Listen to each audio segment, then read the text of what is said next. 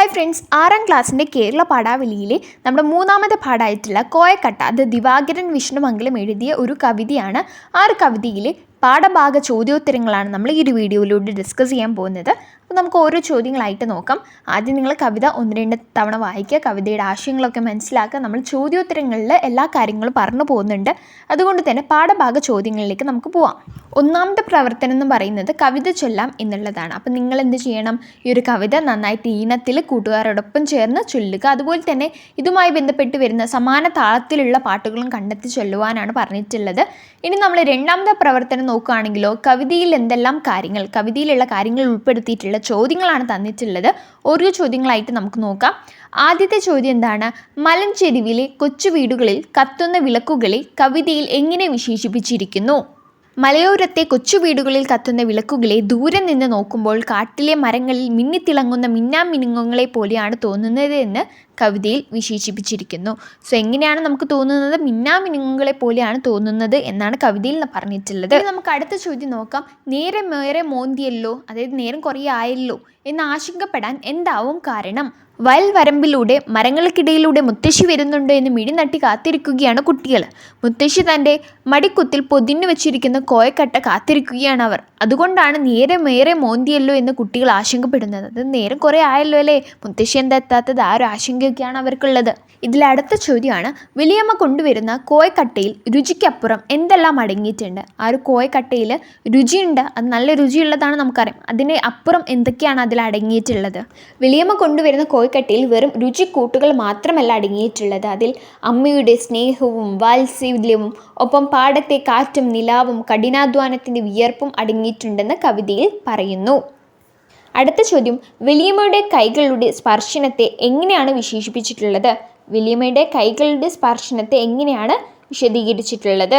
വലിയമ്മയുടെ കൈകളുടെ സ്പർശനത്തെ പരുക്കനായ ഒന്നായല്ല കവി കാണുന്നത്, മറിച്ച് ആ കൈകളുടെ തലോടലിൽ അമൃത പോലുള്ള വാത്സല്യം വറ്റാത്ത സ്നേഹത്തിൻ്റെ പാൽ നിലാവുമാണ് നിറഞ്ഞിരിക്കുന്നത് എന്ന് വിശേഷിപ്പിക്കുന്നു. വലിയമ്മയുടെ അല്ലെങ്കിൽ നമ്മുടെയൊക്കെ മുത്തശ്ശിയുടെ കാര്യം തന്നെ എടുത്താൽ മതി. മുത്തശ്ശി നമ്മുടെ തലോടുന്ന സമയത്ത് നമുക്കറിയാം ഒരു വാത്സല്യത്തിൻ്റെയും സ്നേഹത്തിൻ്റെ ഒക്കെ തലോടലാണല്ലേ, അങ്ങനെയാണ് നമുക്കത് അനുഭവപ്പെടുന്നത്. ഇനി നമുക്ക് അടുത്ത ചോദ്യം നോക്കാം. അടുത്ത ചോദ്യം, പ്രകൃതിയിലും ജീവിതത്തിലും വന്നു ചേർന്ന മാറ്റങ്ങൾ സൂചിപ്പിക്കുന്ന വരികൾ കണ്ടെത്തൂ. അപ്പോൾ നമ്മുടെ കവിതാ ഭാഗത്ത് നിന്ന് പ്രകൃതിയിലും നമ്മുടെ ജീവിതത്തിലും വന്നു ചേർന്ന മാറ്റങ്ങൾ ഉണ്ടല്ലോ, അത് സൂചിപ്പിക്കുന്ന വരികൾ ഏതാണോ അത് കണ്ടെത്തി എഴുതാനാണ് നമ്മളോട് പറഞ്ഞിട്ടുള്ളത്. ഈ വരികളാണ് പ്രകൃതിയിലും നമ്മുടെ ജീവിതത്തിലൊക്കെ വന്നു ചേർന്ന മാറ്റങ്ങൾ സൂചിപ്പിക്കുന്ന വരികൾ. അപ്പം നിങ്ങൾ ഇതെന്ത് ചെയ്യല്ലോ, എഴുതിയെടുക്കുമല്ലോ. ഇനി നമുക്ക് അടുത്ത പ്രവർത്തനത്തിലേക്ക് പോയാലോ. അടുത്ത പ്രവർത്തനം എന്താണെന്ന് വെച്ചിട്ടുണ്ടെങ്കിൽ, ചിത്രം വരയ്ക്കുന്ന വാക്കുകൾ. മുനിന്നു കത്തുന്ന മിന്നാമിനുങ്ങുമ്പോൾ ചിമ്മിനി കൂടയ്ക്കകലെയായി കൂര തോറും മലഞ്ചെരിവിൽ. ഈ വരികളിൽ ഒരു ചിത്രം തെളിയുന്നുണ്ടല്ലോ. വയൽവരമ്പിലൂടെ വരുന്ന വലിയമ്മയുടെ ചിത്രം നമുക്ക് കവിതയിൽ കാണാം. ഇതുപോലെ നിങ്ങൾക്ക് പ്രിയപ്പെട്ട ഒരു കാഴ്ചയെ അല്ലെങ്കിൽ പ്രിയപ്പെട്ട ഒരാളെ വാക്കുകൾ കൊണ്ടുള്ള ഒരു ചിത്രമായി ആവിഷ്കരിക്കൂ. ഗദ്യത്തിലും എഴുതാം, അതായത് നമുക്കതൊരു കവിതയായിട്ട് എഴുതാം, അല്ലെങ്കിൽ ഒരു വർണ്ണന രൂപത്തിലൊക്കെ നമുക്ക് എഴുതാവുന്നതാണ്. നമുക്ക് നോക്കാം. ഇവിടെ ഞാൻ സ്കൂൾ പ്രവേശനോത്സവത്തിനെയാണ് വർണ്ണിച്ചു പറഞ്ഞിട്ടുള്ളത്. ആ ഒരു കാഴ്ചയെക്കുറിച്ചൊക്കെയാണ് പറയുന്നത്. ഓക്കെ, സ്കൂൾ പ്രവേശനോത്സവം ഒരു ഓർമ്മ നിറഞ്ഞ ദിനമാണ്. പുതിയ ആരംഭങ്ങൾക്കും കാത്തിരിപ്പുകൾക്കും നിറഞ്ഞ ഒരു ദിനം. ഇതാ സ്കൂൾ പ്രവേശനോത്സവത്തിലെ കാഴ്ചകളുടെ ഒരു ലളിതവും മനോഹരമായ വർണ്ണന നോക്കാം. പ്രഭാതത്തിലെ ശീതളിമയാർന്ന കാറ്റിൽ തിളങ്ങുന്ന കുഞ്ഞുമുഖങ്ങൾ. പുസ്തക സഞ്ചികളും ബാഗുകളുമായി ചിലർ അമ്മമാരുടെ കൈവിടാതെ, ചിലർ തുറന്നു കിടക്കുന്ന കവാടത്തിലൂടെ ക്ലാസ് മുറികളിലേക്ക് ചാടിക്കയറുന്നു. സ്കൂളിൻ്റെ ഗേറ്റ് അതിഥികളെ വരവേറ്റ് തിളങ്ങുന്നു. തോരണങ്ങളും പൂമാലയും പതാകയും കൊണ്ട് അലങ്കരിക്കപ്പെട്ട കാഴ്ച. വാതിൽക്കൽ കുട്ടികൾക്കായി കാത്തു നിൽക്കുന്ന അധ്യാപകരുടെ സ്നേഹം തുളുമ്പുന്ന മുഖം. മരച്ചുവടുകളിലായി കറുത്ത ബോർഡിൽ നിറയെ ചിരിച്ചു നിൽക്കുന്ന സ്വാഗതം എന്നെഴുതി വെച്ചിട്ടുള്ള പതാകകൾ. അങ്കണത്തിൽ സംഗീതം മുഴങ്ങുന്നു. കുട്ടികളുടെ കലാപരിപാടികൾ, ലളിതമായ നൃത്തങ്ങൾ, ആസ്വാദകരമായി ചിരിച്ചു നിൽക്കുന്ന മാതാപിതാക്കൾ, അധ്യാപകർ, അതിഥികൾ. ചില കുട്ടികൾ മടങ്ങാൻ മനസ്സില്ലാതെ കളിയിൽ ഏർപ്പെടുന്നു. ചിലർ നിർഭയം പുതിയ സുഹൃത്തുക്കളെ കണ്ടെത്തുന്നു. പുതിയ പുസ്തകങ്ങൾ, പുതിയ അധ്യാപകർ, പുതിയ ക്ലാസ് റൂം. പുതിയ പ്രതീക്ഷകളുടെ സുഗന്ധം എങ്ങും പൊങ്ങുന്നു. ഹൃദയത്തിൽ കൊച്ചു മനസ്സുകൾ പോലെ തെളിയുന്നൊരു ദിവസം. കുട്ടികൾക്ക് മാത്രമല്ല, അധ്യാപകർക്കും രക്ഷിതാക്കൾക്കും ഒരുപോലെ ഒരു ഉത്സവം. അപ്പോൾ ഇത് കേൾക്കുമ്പോൾ തന്നെ നമ്മുടെ മൈൻഡിലൂടെ അല്ലെ നമ്മുടെ മനസ്സിലൂടെ ഒരുപാട് ചിത്രങ്ങൾ കടന്നു പോകുന്നുണ്ട് അല്ലേ. ആ ഒരു സ്കൂളും ഇങ്ങനെ അലങ്കരിച്ച ഒരു ക്ലാസ് റൂമും ടീച്ചറും ബോർഡിൽ ഇങ്ങനെ വെൽക്കം എന്നൊക്കെ എഴുതി വെച്ച കാര്യങ്ങളൊക്കെ നമ്മുടെ മൈൻഡിലൂടെ പോകുന്നുണ്ട് അല്ലേ. എങ്ങനെയാണ് നമ്മൾ എന്ത് തയ്യാറാക്കേണ്ടത്, ചിത്രം വരയ്ക്കുന്ന വാക്കുകൾ അല്ലെ ഈ ഒരു പ്രവർത്തനത്തിൻ്റെ ഉത്തരം തയ്യാറാക്കേണ്ടത്. ഓക്കെ, ഇനി നമുക്കിതിലെ അടുത്ത പ്രവർത്തനമാണ് വരികളിൽ നിറയുന്ന സൗന്ദര്യം. സ്നേഹവും വാത്സല്യവും രുചിയും ഒത്തുചേർന്ന സുഖകരമായ അനുഭവമാണ് കവിത പകർന്നു തരുന്നത്. സ്മരണയിൽ മണക്കുന്നു കൊതിയൂറും കോയക്കട്ട, അതിലുണ്ട് വാത്സല്യത്തിൻ പാൽനിലാവ്. ഇങ്ങനെ സുന്ദരമായ ഒട്ടേറെ പ്രയോഗങ്ങൾ കവിതയിലുണ്ട്. വരികളിൽ നിറയുന്ന സൗന്ദര്യം കണ്ടെത്തി കവിതയ്ക്ക് ആസ്വാദനക്കുറിപ്പ് തയ്യാറാക്കൂ. ഇതാണ് നമ്മളോട് പറഞ്ഞിട്ടുള്ളത്. അപ്പം നമ്മുടെ കവിതയ്ക്ക് നമ്മൾ എന്ത് തയ്യാറാക്കണം? ഒരു നല്ലൊരു ആസ്വാദനക്കുറിപ്പ് തയ്യാറാക്കണം. നമുക്ക് നമ്മുടെ കവിതയ്ക്ക് ഒരു നല്ല ആസ്വാദനക്കുറിപ്പ് നോക്കാം. നമ്മുടെ ആസ്വാദനക്കുറിപ്പിൻ്റെ തലക്കെട്ടായിട്ട് ഹെഡിങ് ആയിട്ട് നമ്മൾ കൊടുക്കുന്നത് എന്താണ്? വാത്സല്യത്തിൻ്റെ പാൽനിലാവും പൊഴിക്കുന്ന കോയക്കട്ട. ഗ്രാമീണ ജീവിതത്തെ അനുഭവിപ്പിക്കുന്ന കാഴ്ചകൾ വരികളാക്കുന്ന കവിയാണ് ദിവാകരൻ വിഷ്ണുമംഗലം. പുതിയ കാലത്തെ നാഗരിക സമ്പന്നതയുടെ മറവിൽ പൊലിഞ്ഞു പോകുന്ന ഗ്രാമീണ കാഴ്ചകളെയും അനുഭവങ്ങളെയും വായനക്കാരുടെ ഉള്ളിൽ തട്ടുന്ന വിധം അദ്ദേഹം ആവിഷ്കരിക്കുന്നു. കോയക്കട്ട എന്ന ഭക്ഷണത്തിലൂടെ വലിയമ്മ പകർന്നു തരുന്ന രുചി ഓർമ്മകളിലേക്ക് നമ്മെ കൂട്ടിക്കൊണ്ടു പോവുകയാണ് കോയക്കട്ട എന്ന കവിതയിലൂടെ കവി ചെയ്യുന്നത്. കോഴിക്കട്ട എന്ന പദത്തിനു പകരം നാട്ടുഭാഷയിൽ കോയക്കട്ട എന്ന പദമാണ് സ്വീകരിച്ചിരിക്കുന്നത്. അത് നാട്ടു സംസ്കാരത്തിലൂടെ വേരൂന്നിയ വാക്കാണ്. കുട്ടിക്കാലത്തെ ഒരു ഓർമ്മയെ പുനരാവിഷ്കരിക്കുകയാണ് കവി ഇവിടെ. ഇരുൾ മൂടിയ മൂവന്തി നേരത്ത് മണ്ണെണ്ണ വിളക്കിൻ്റെ ചെറു വെളിച്ചത്തിൽ വീടിൻ്റെ ചായ്പിൽ വലിയമ്മയെയും കാത്തിരിക്കുകയാണ് അവർ. വലിയമ്മ എന്ന പദം കൊണ്ടുദ്ദേശിക്കുന്നത് മുത്തശ്ശിയാണ്.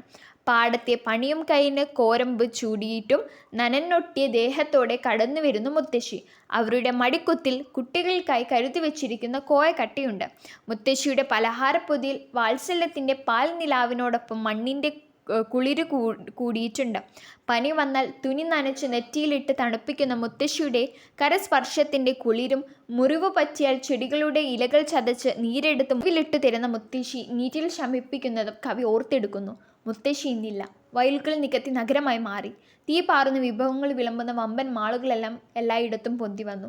ഇക്കാലത്തിനിടയിൽ പലയിടത്തു നിന്നും വില പിടിച്ച പലഹാരങ്ങൾ ഏറെ കഴിച്ചു. എന്നാൽ കുഞ്ഞായിരിക്കുമ്പോൾ മുത്തശ്ശി മടിയിലിട്ട് കൊണ്ടുവന്ന ആ കോഴിക്കട്ടിയോളം രുചി ഒന്നിനുമില്ലെന്ന് അന്നത്തെ കുട്ടി ഇന്ന് തിരിച്ചറിയുന്നു. 2016 DC ബുക്സാണ് കോഴിക്കട്ട എന്ന കവിതാ സമാഹാരം പ്രസിദ്ധീകരിച്ചത്. പ്രകൃതിയുടെ സ്വാഭാവിക രുചികൾക്കു പകരമാവില്ല പുതിയ കാലത്തിൻ്റെ കൃത്രിമ രുചികൾ എന്ന് കവി ഓർമ്മിപ്പിക്കുന്നു.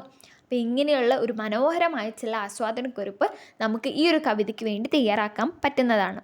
ഓക്കെ ആണല്ലോ. അപ്പോൾ നിങ്ങൾക്ക് ഇത് മനസ്സിലായെന്ന് കരുതുന്നത്. അപ്പോൾ നിങ്ങളും ഇതുപോലൊരു ആസ്വാദനക്കുറിപ്പ് എഴുതാൻ വേണ്ടി പരിശ്രമിച്ച് നോക്കുക കേട്ടോ. ഇനി നമ്മൾ ഇതിലെ അവസാന പ്രവർത്തനത്തിലേക്കാണ് പോകുന്നത്. പലഹാരപ്പൊതിയും നഗര വിഭവങ്ങളും.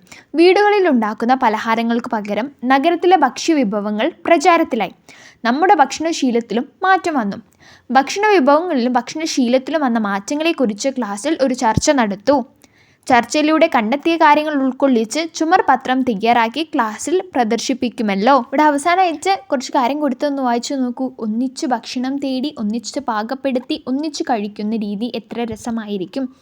അപ്പോൾ ഇതൊക്കെ ഉൾപ്പെടുത്തിയിട്ട് നമുക്കൊരു ചുമർ പത്രിക തയ്യാറാക്കണം, ഒരു ചർച്ചകളൊക്കെ നടത്തണം. നമ്മുടെ ചർച്ചക്കുറിപ്പിൽ നമുക്ക് ഉൾപ്പെടുത്താവുന്ന കാര്യങ്ങളാണ് നമ്മൾ ചർച്ച ചെയ്യുന്നത്. ആദ്യം പലഹാരപ്പൊതിയും നഗരവിഭവങ്ങളും. പഴയകാല ഭക്ഷണ വിഭവങ്ങളുടെ ഗുണങ്ങളെക്കുറിച്ച് നമുക്ക് ആദ്യം പറയാം.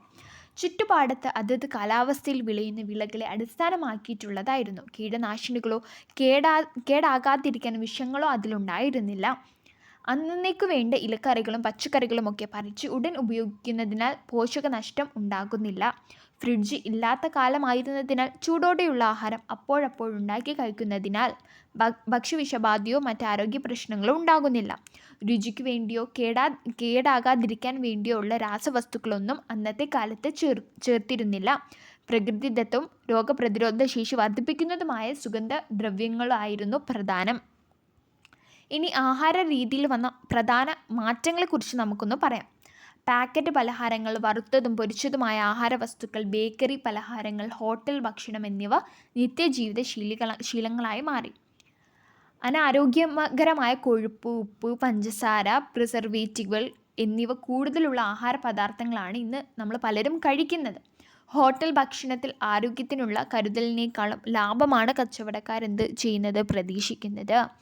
ഇതിൻ്റെയൊക്കെ ഫലമായി പൊണ്ണത്തടി, പ്രമേഹം, ഹൃദ്രോഗങ്ങൾ, ക്യാൻസർ തുടങ്ങിയ ജീവിതശൈലി രോഗങ്ങൾ നമുക്ക് ബാധിച്ചേക്കാം. ഓക്കെ, അതൊക്കെ വർദ്ധിച്ചു വരുന്നൊരു കാലഘട്ടമാണ്. അപ്പോൾ ഇത്രയും കാര്യങ്ങൾ നമുക്ക് നമ്മുടെ ചർച്ചാക്കുറിപ്പിൽ ഉൾപ്പെടുത്താവുന്നതാണ്. ഇതുമായി ബന്ധപ്പെട്ട് നിങ്ങൾക്കൊരു ചുമർ പത്രിക തയ്യാറാക്കും. ഇതുമായി ബന്ധപ്പെട്ട ഫോട്ടോകൾ, കുറിപ്പുകൾ എല്ലാം കൂടി നിങ്ങൾ കളക്ട് ചെയ്യുക. ഫ്രണ്ട്സായിട്ട് ഗ്രൂപ്പായിട്ട് ചെയ്ത് കളക്ട് ചെയ്തിട്ട് ഒരു ചാർട്ടിൽ ഒട്ടിച്ചിട്ട് ചുമർ പത്രിക നിങ്ങൾക്ക് തയ്യാറാക്കാവുന്നതാണ്. അപ്പോൾ ഇത്രയും പ്രവർത്തനങ്ങളാണ് നമ്മുടെ ഈ ഒരു പാഠഭാഗത്ത് ഉണ്ടായിരുന്നത്. സോ എല്ലാം നമ്മളെല്ലാം കവർ ചെയ്തിട്ടുണ്ട്. എല്ലാത്തിൻ്റെ ഉത്തരങ്ങൾ നമ്മൾ ഈ ഒരു വീഡിയോയിൽ പറഞ്ഞിട്ടുണ്ട്. ഈ ഒരു വീഡിയോ നിങ്ങൾക്ക് ഉപകാരപ്പെട്ടു എന്നാണ് കരുതുന്നത്. 6ാം ക്ലാസ്സിൻ്റെ ഒട്ടനവധി വീഡിയോകൾ നമ്മുടെ ചാനലിൽ അപ്ലോഡ് ചെയ്യുന്നുണ്ട്. സോ ചാനൽ സബ്സ്ക്രൈബ് ചെയ്ത് നിങ്ങളുടെ കൂട്ടുകാർക്ക് ഷെയർ ചെയ്ത് കൊടുക്കുക. വീഡിയോ ഉപകാരപ്പെട്ടെങ്കിൽ തീർച്ചയായും ലൈക്ക് ചെയ്യുക. മറ്റൊരു വീഡിയോയുമായി നമുക്ക് വീണ്ടും കാണാം. താങ്ക്